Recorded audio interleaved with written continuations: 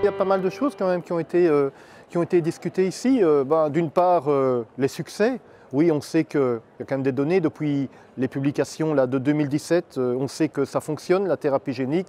On sait qu'on peut corriger le facteur 8, le facteur 9, le ramener dans des concentrations qui sont tout à fait bienvenues pour le patient hémophile. On sait que ces patients ne vont quasi plus saigner ou de façon extrêmement anecdotique. Donc tout ça, c'est très bien. Maintenant, quand même, restons extrêmement prudents. Il y a des choses qu'on ne sait pas très bien. C'est combien de temps ça va durer.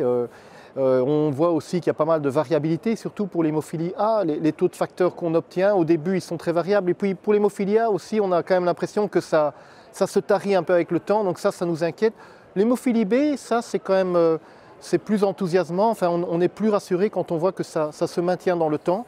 Donc tout ça a été à nouveau discuté à l'IAD. Et aussi, quand même, ça c'est important, c'est la conversation qu'il faut avoir avec le patient qui doit bien comprendre les tenants et les aboutissants de se lancer dans ce gros projet de thérapie génique qui est extrêmement enthousiasmant, qui est prometteur, mais qui quand même, au niveau du patient, est associé à pas mal d'incertitudes, de doutes. Il y a des choses qu'on ne sait pas. Et puis quand même des efforts personnels.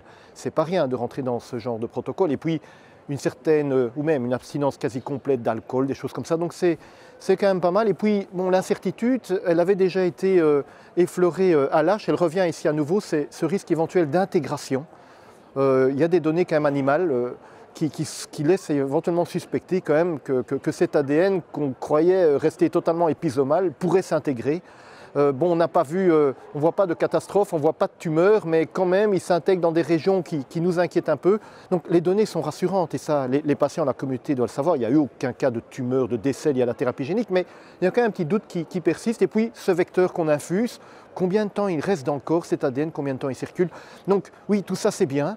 La thérapie génique, on sait que ça marche. Ça marche chez un grand nombre de patients, mais avec quand même pas mal d'incertitudes et un besoin d'en savoir plus et d'interpréter ça avec une grande prudence.